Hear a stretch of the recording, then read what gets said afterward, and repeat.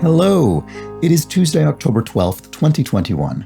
I'm Chris Remo, and welcome back to my New York Times Crossword Daily Solve. And it occurs to me that maybe I should say what exactly that is, because perhaps there are people watching who don't know, which would actually be great because that would mean there are new people watching this video right now. This is a series on which I solve the New York Times crossword puzzle, and I solve the puzzle that has been released on the day of this video. So today I'm solving the Tuesday, October 12th puzzle, as you can see on the screen. And I've been doing this for a few months now. And I tend to talk through the answers so that hopefully people watching can get a better sense of how to solve crosswords themselves or to improve upon their existing crossword skills. And that's what I'm going to attempt to do today. And it's a Tuesday puzzle, so it shouldn't be too difficult. Perhaps a smidgen more difficult than a Monday puzzle, which is the easiest puzzle of the week.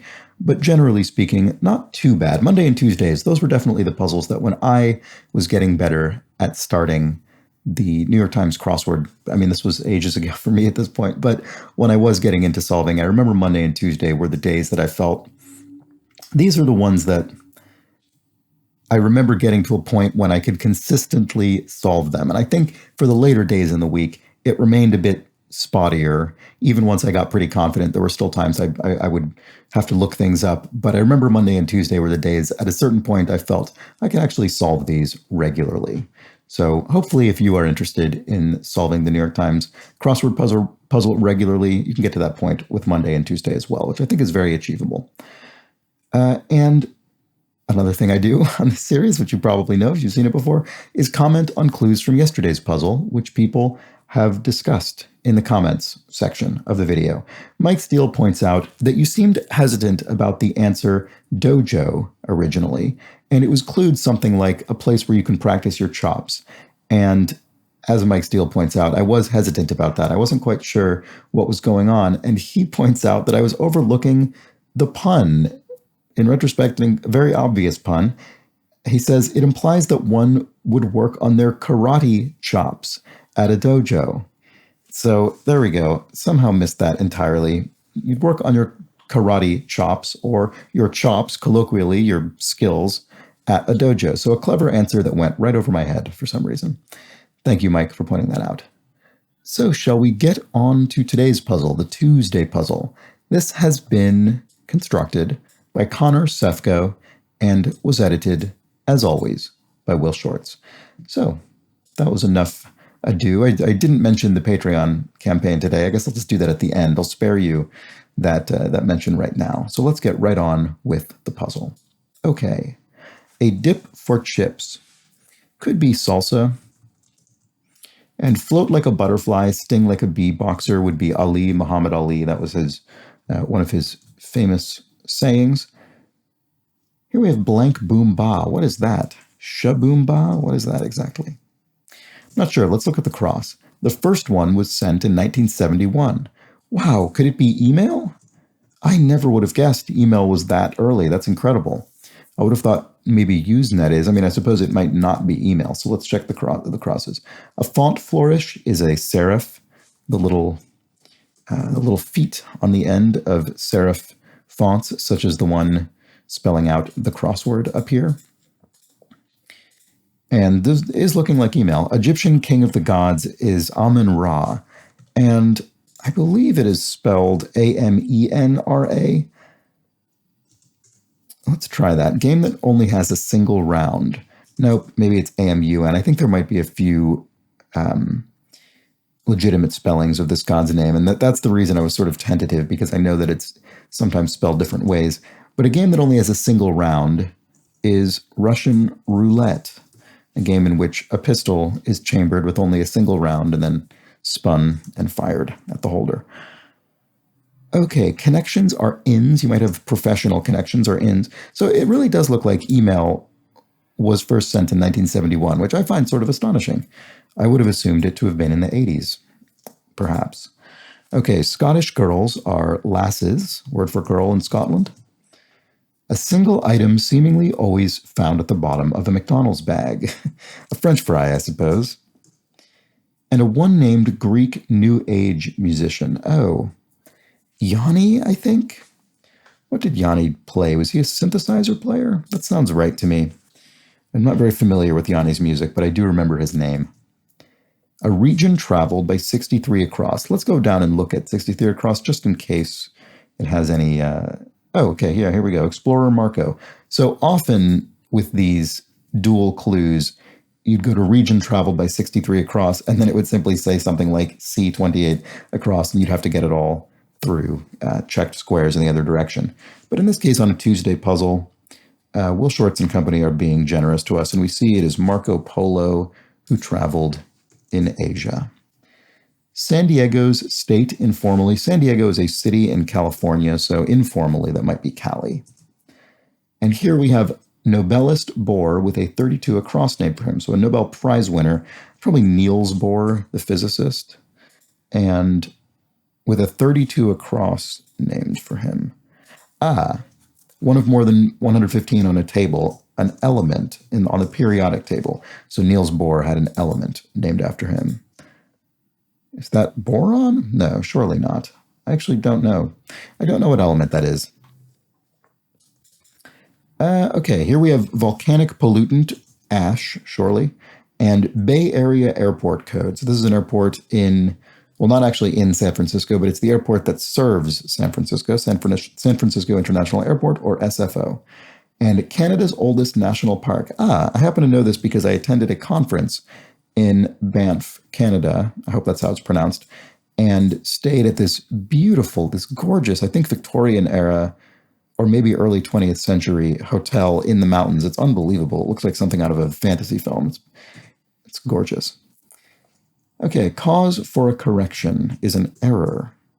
And a prefix with tourism could be ecotourism. A bad joke might go over with one. Bad joke might go over with one. Bad joke might go over with... I don't know. I want it to be grown or something. What is this? An epitome of redness. Beet, as in beetroot, beet red. And then shape for an eyebrow or rainbow. An arch, I suppose. My first thought here was arcs, because I thought, both of these things are arcs. But it's an or clue. We're only referring to one of these things, not both of them. So it'll be singular, not plural. So it must be arch. And I see. A bad joke might go over with a thud. Metaphorically, a bad joke lands with a thud. Rock's Blank Biscuit. This is the band Limp Bizkit. And a Nile biter would be a snake, an asp. An obsessive fan in slang, a stan from the Eminem song. An e-tail site for handmade goods. Well, I'm never a fan of these e words like e-tail, which I don't think is a thing that anybody has ever said sincerely, but at least it's only in the clue and not the answer. I think the answer, in fact, is Etsy. And doled out is meted out. And remember, when you see the out in parentheses, that means that the out applies to both the clue and the answer.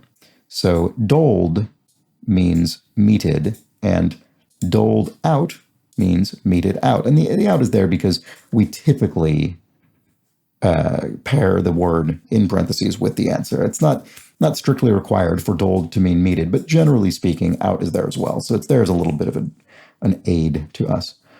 Oh, wow, this is a fascinating clue. Most common answer in New York Times crosswords. More than 6% of all puzzles have this. Wow, could it be air before poetically, maybe? Like some, no, it's not. Oh, era, perhaps, a time, a historical period. It's like some aprons or reputations, they might be stained. And here we have portmanteau coinage describing this puzzle's theme. Right, I see. So there's a theme that looks, I'm guessing the two theme answers so far are Russian roulette and French fries. So they're nationalities that form the part of common phrases. And a portmanteau coinage. So portmanteau is two words that have been combined to create a new compound word. So what is this? Apologize if you're seeing this. I'm not quite getting there yet. A litter. Boy, I'm just not seeing it. That is frustrating. Support for a PC. Could be tech, as in tech support for a PC. And here we have blank one's time, weighted, in parentheses. So in this case, weighted is explaining what it means rather than being appended to it. Bided one's time. I'll bide my time, and then eventually I'll see what this is. Oh, international? What is this? Oh, it's not, I see. Oh, interesting. So it's not just that these are phrases with a nationality, it's also that they're alliterative phrases. Both words in the phrase begin with the same letter. So Russian roulette, French fry. So this is going to be alliteration. So it's a portmanteau of alliteration and nation to create alliteration, which is a slightly awkward word to say. I guess the reason it didn't come to mind is because I don't think this is a real idiom. I think this has been invented for the puzzle, but fair enough. It works perfectly well despite being a bit of a mouthful, alliteration. You could call Russian roulette and French fry examples of that phenomenon. So here we have a dinghy or a dory. Those are both boats. And in this case, it's an oar, so a single boat. A drill sergeant's shout. Is it 10 hut? Is that what they're saying? I don't really know what that is. Is that a sort of corruption of attention that has sort of morphed into 10 hut? Or does it mean something else? Does it mean something specific dealing with the number 10? I don't know. I'm only familiar with this from sort of stereotypically depicted drill sergeants in films. And I've always assumed it's sort of a corruption of attention, but I don't know. Anyway, we'll see if it's correct in this case. Sales at concerts or games informally could be merchandise, and that informally is what gives us a clue that it's contracted or abbreviated to merch. To not get takeout is to dine in. If one is captivated, one is rapt at attention. Goodnight blank, classic song. Goodnight Irene. And a decisive defeat. I don't know, actually. Not seeing that immediately. Let's look on. Here we have professional you might need to see, an optician, eye doctor. And Kill Bill actress Lucy is Lucy Liu. So what is this? Oh, I see. Decisive defeat, Waterloo. Right. So where Napoleon was defeated by the British and coalition forces, metaphorically used to indicate a decisive defeat, a rout. Okay, so let's keep going. Where model workers can be found. There's a question mark here, so this is a bit of a pun. So I think model might, in this case, instead of referring to ideal workers, which is what you might assume, it might be referring to fashion models, perhaps? Or maybe models working for an art, maybe working as sort of, they're posing for a painter, so maybe an art class? There we go, that might be it. Right, you might have models posing in an art class. We'll do some crosses to try and confirm or deny that. Club charges. I don't know. Without the cross, I would have assumed this to be fees. Let's look at the next one. Info for an airport limo driver. It could be ETA, estimated time of arrival. They might need to know that. NaOH familiarly. So this would be a chemical compound.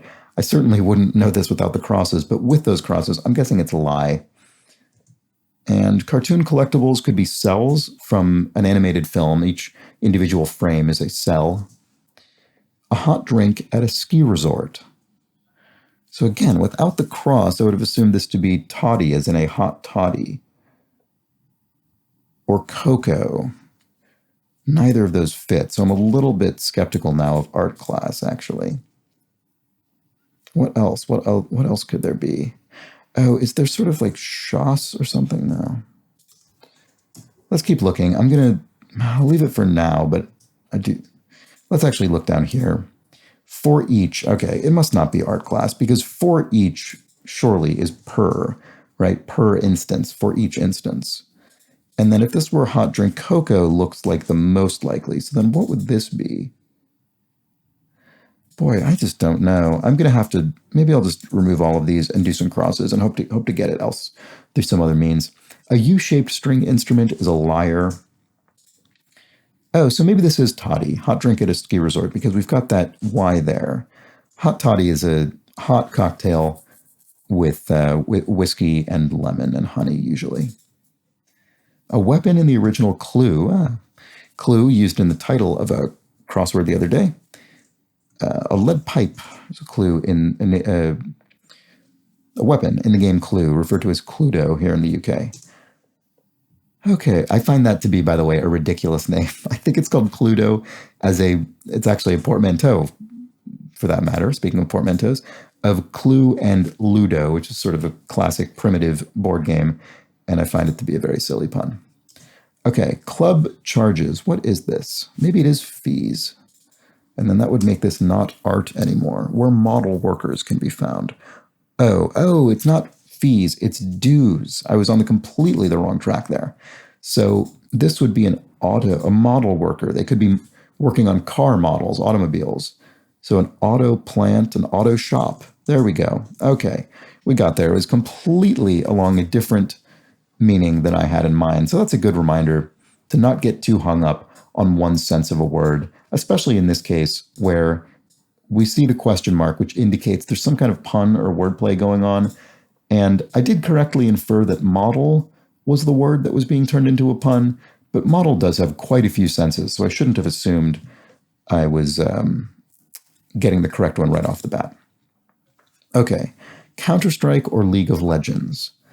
Well, these are each online games. What is this? Aspire? I don't know. Okay, to pick up on is to detect. Map with elevation lines, in brief, is a topo, a topological map. And a name on a wing, perhaps, is a donor. And for each is indeed per. So there we go. That was what it was. So let's look at this again. Oh, I see. Counter-Strike or League of Legends. Each of those is an e-sport. So here is, in fact, an e answer as a counterpart to this e-tail.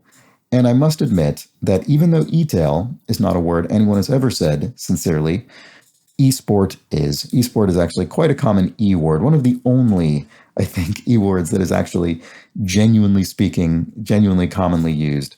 So fair enough. 768 of them make a gallon. Teaspoons, I suppose. That's totally not common knowledge, I wouldn't think. And this looks like Chinese, which fits with our alliteration theme. So here we have a board game played on a big hexagram. Oh, Chinese checkers. And this is a reminder that alliteration is not, as I said, when the first letter of the word is shared. And I knew that wasn't quite accurate when I was saying it, but I was saying it for expediency because it applied to both Russian roulette and French fry. But it's when the first, I don't know, I guess, syllable? It's not even really a syllable. It's almost more of a sound. Chinese checkers, because the syllable, I guess, would be chai and chi, right? But it's this sort of leading sound is the same, and they can be spelled different ways, but still produce the same sound. Anyway, it's alliterative. Let's move on. A long, long time is an eon. An old dagger is, I think, a snee. I think that's an archaic. I think what this is getting at is in a sort of archaic term for a dagger, I think is a snee. I give is to cry uncle.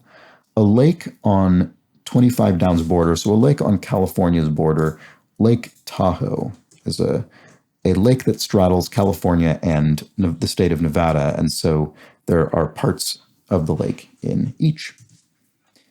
Thanks, but I'm good. This could be NAH, N-A-H, or N-A-W, and so we'll have to look at the cross here. We have Revolutionary Guevara, so that's Che Guevara, so that's NAH spelled N-A-H. And then here we have, I think, another theme answer. An entrance divided in half horizontally. Oh, a Dutch door. Divided in half horizontally. Interesting. Is that for sort of industrial uses or something? I'm not really sure what that is. I'll have to look that up. Okay, the world's largest cosmetics company. I'm not sure offhand. I hope I get that with some crosses. A listing in a footnote. I don't know. Is this something? Button at a bowling alley. Well, that's reset. I'm wondering, is this door correct? I mean, it must be. Entrance, I mean, it's an entrance, right? It must be that. Let's check these crosses. Many an IRS employee is a CPA, a certified public accountant, or a chartered public accountant. And here we have a tip of a shoelace. This is one of those funny bits of vocabulary that is most of the time of dubious usefulness. An aglet, those little, usually plastic or occasionally metal cylinders, I suppose, that encase the end of a shoelace to keep it from fraying. That's called an aglet. A container with a pump, as for beer, for instance, is a keg. An informal goodbye. Informal goodbye. I'm not really sure what that is. So listing in a footnote. Oh, a source. One cite one's sources in a footnote, of course. Oh, I see. Informal goodbye. So peace out. Those are both informal ways of saying goodbye. Oh, I see. And the world's largest cosmetics company is L'Oreal, of course. I should have gotten that earlier, but I didn't. And then regret, I regret not getting that earlier, is rue. So there we go. There's the Tuesday puzzle. A good solid Tuesday puzzle with a good solid Tuesday theme. Like as with yesterday's Monday theme, this is a theme that is not too... it's fairly self-explanatory, although we do actually have a revealer today. We do have the explanatory clue that picks apart the theme a bit and gives us a hint both about how to solve it and also how to interpret it. And in this case, unlike as is predicted by Lyell's law, it is not down in the lower across area of the grid. It is right in the center of the grid, and that's the sort of secondary location. You can often find the revealer, and it explains that our theme answers are examples of alliteration, which, again, I do think was invented for this puzzle, but maybe not. But I think it was. And this is a pretty classic early week theme in that it's not too difficult to understand. It's fairly self-explanatory. We could basically understand what was going on even without a revealer. And once we do know what's going on, it helps us fill in. Well, at least if we have some letters here, we could infer maybe the rest of them because we know they're all going to have a nationality, and then we know that the next word is going to start with that same sound. Alliteration, though, that did give me a little bit of trouble because it is a sort of an invented phrase, I suppose. So I wasn't really sure what was going on there at first, but got it eventually. Anyway, let me know how you fared with this puzzle. I found this probably fairly similar to yesterday in terms of difficulty. Actually, maybe, if anything, slightly easier maybe than Monday's puzzle because there were, I think, fewer tricky crosses, at least for me. But let me know how you fared with it. There's some clues we never even looked at. Iwo Jima, 1945 battle site. Yeah, and I'm fascinated by this first email sent in 1971. I'm going to have to look up the history of the development of email, which is obviously something with which I'm completely unfamiliar. Anyway, yes, that was the puzzle. I hope you enjoyed it, and I hope you're enjoying this series. Please do subscribe to the channel. Like the video too, why not? I don't think I've ever asked people to like the video. I don't know how all of these different options that YouTube offers affect the algorithm and the recommendations of this video, but why not like it and subscribe to the channel so you'll see these videos as they go up each morning. And if you think you know someone who might like it, pass it along, tell them, or simply show this series to the place you reside on the internet, wherever that is. One of the places people reside on the internet is the Discord chat server surrounding this channel, and you can find an invitation to that in the description field underneath each video.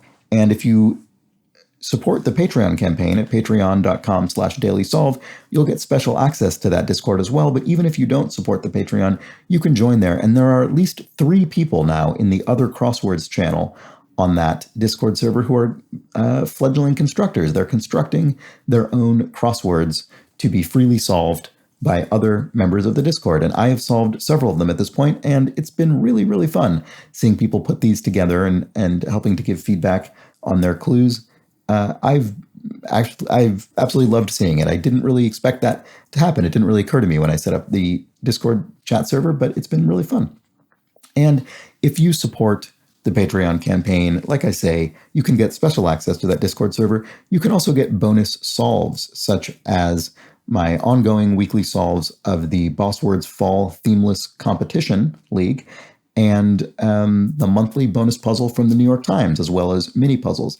And I just solved yesterday the October monthly bonus puzzle published by the New York Times, which was called International Space Week, I think, something like that. And I've solved that, so that will be going up on the Patreon for supporters in the next day or so. So if you'd like to watch that, go ahead and back the Patreon. And finally, some Patreon contributors, depending on their level of support, get recognized at the end of these videos for helping make this series sustainable. And today, I would like to recognize and thank Stephanie Fredericks and Hood Monster. So thank you, Stephanie. Thank you, Hood Monster, for contributing and helping make this a sustainable enterprise on my part. I really do appreciate it. And thank you to everyone else who has contributed to the Patreon. And thank you to you for watching and making it all the way to the end of this video. I hope you do exactly the same thing tomorrow when we solve the Wednesday puzzle, which Monday and Tuesday, Tuesday's supposed to be a little tougher than Monday, but they're usually in the same kind of zone. Wednesday's a little bit of a step up. So join me then for that slightly tougher, but still fairly approachable crossword. Until that point, though, have an excellent remainder of your Tuesday. Take care.